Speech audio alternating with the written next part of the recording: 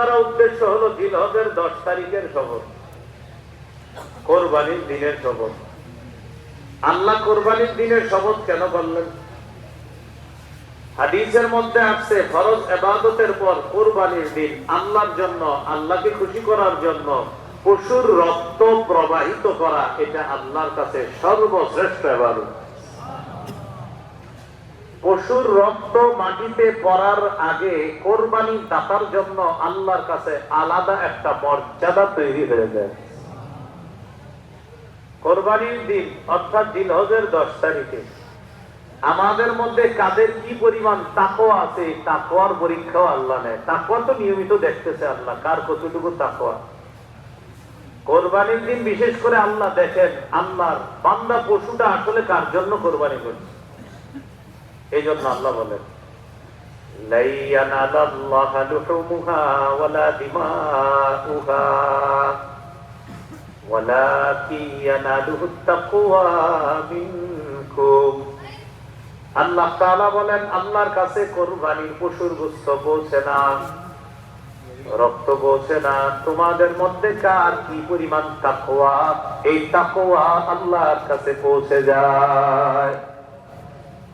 জিলহজের 10 তারিখে আমার আপনার তাকওয়া আল্লাহর কাছে কি পরিমাণ পৌঁছে যায়, এটার একটা পরীক্ষা চলে। এই জন্য আল্লাহ গুরুত্ব বোঝানোর জন্য বললেন ওয়াশফাঈ, জোরের শপথ, মানে জিলহজের 10 তারিখের শপথ।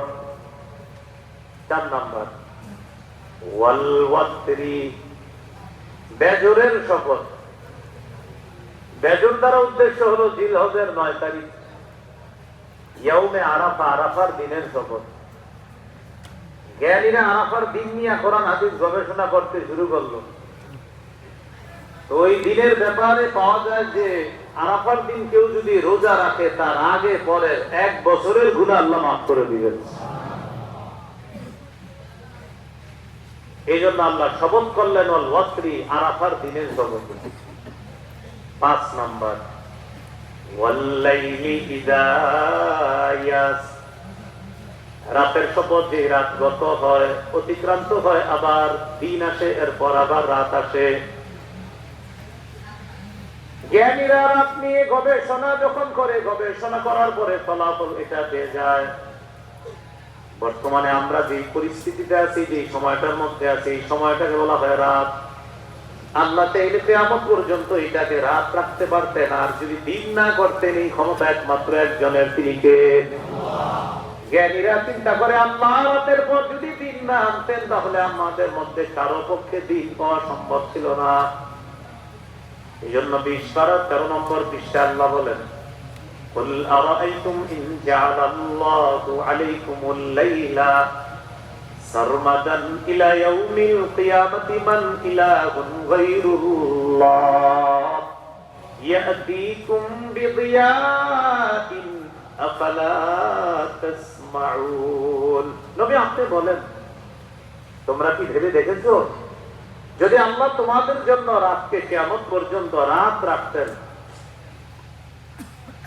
তাহলে এই রাতকে যদি আল্লাহ কিয়ামত পর্যন্ত এটা লম্বা বানাইতেন, বলো আল্লাহ ছাড়া কে আছে এই রাতকে দিন বানাইতে পারতেন, আলো আনতে পারতেন?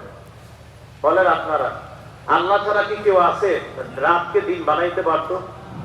এই জন্য আল্লাহ বললেন রাতের শপথ, রাত যখন গত হয় রাতের একটা গুরুত্ব আছে। আল্লাহ আমাদের সকলকে এই গুরুত্ব বিস্ফূর্ণ বিষয়গুলা আমরা যেন বুঝতে পারি, আল্লাহ তৌফিক দান করেন। এই 5টি শপথ করার পর এবার আল্লাহ পাক রব্বুল আলামিন অতীতের 3 জাতির ধ্বংসের আলোচনা আল্লাহ করেছেন। আল্লাহ বলেন আলাম তারা কাইফা ফাআলা রাব্বুকা বিআদ إرم ذات العماد التي لم يخلق مثلها في البلاد وثمود الذين جابوا الصخر بالواد وفرعون ذي الأوتاد। আল্লাহ বলেন নবী আপনি কি দেখেন নাই আপনার রব আদ জাতির সাথে কেমন আচরণ করেছে? যে আদ জাতি স্তম্ভের অধিকারী, স্তম্ভের অধিকারী। এটার 2টা ব্যাখ্যা। 1 নাম্বার আজ জাতির মানুষগুলা দেখতে দেখতে মনে হতো এক একটা খাম্বা, দুইটা পা মনে হতো যেন দুইটা খাম্বার উপর তাদের শরীরটা দাঁড়াই গেছে না, মনে হবে দুইটা খাম্বা। আওয়াজ ভালো। আরেক একটা হলো তারা বিশাল বড় বড় খাম্বার উপর মজবুত অট্টালিকা নির্মাণ করতে পারত। এই জন্য আল্লাহ বলেন ইরামা যাতিল ইমাদ। আজ জাতি যারা স্তম্ভের অধিকারী, যারা এত মজবুত শক্তিধর, তাদের গঠনটা এত শক্তিশালী ছিল, তাদের ব্যাপারে আল্লাহ বলেন আল্লাযী লাম ইউখলাক মিসলুহা ফিল বিলাদ। তাদের মতো এমন মজবুত সৃষ্টি দুনিয়াতে আর করাই হয়নি। তাহলে বলেন আল্লাহ বলতেছে এদের মতো এরকম সৃষ্টি দুনিয়াতে করা হয়নি, তাহলে তারা কেমন সৃষ্টি?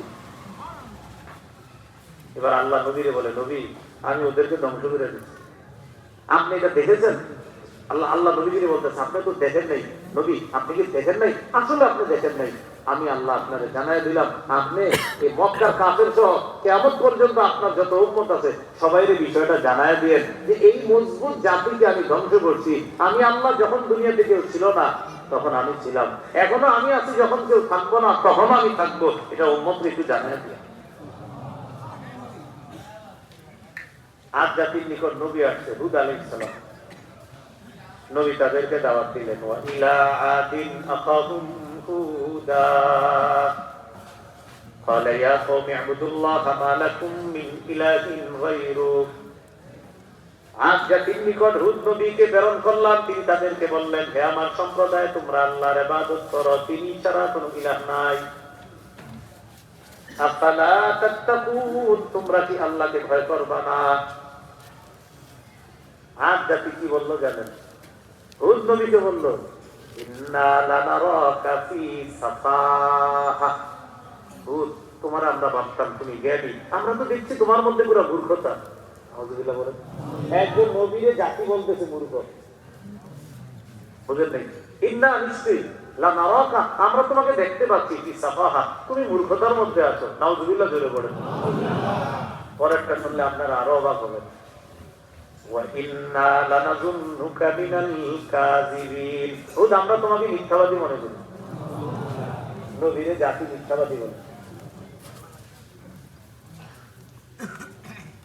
হুদ নবী তাদেরকে বললেন, قَالَ يَا قَوْمِ لَيْسَ بِي سَفَاهَةٌ। ও আমার সম্প্রদায়, আমার মধ্যে কোনো মূর্খতা নাই।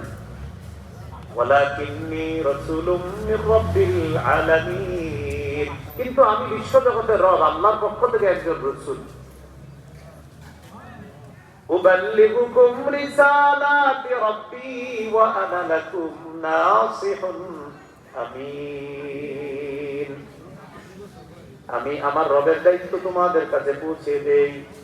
وأنا لكم, আমি তোমাদের জন্য নাসিহুন, হিতাকাঙ্ক্ষী, কল্যাণকামী, আমিন, বিশ্বস্ত একজন কল্যাণকামী।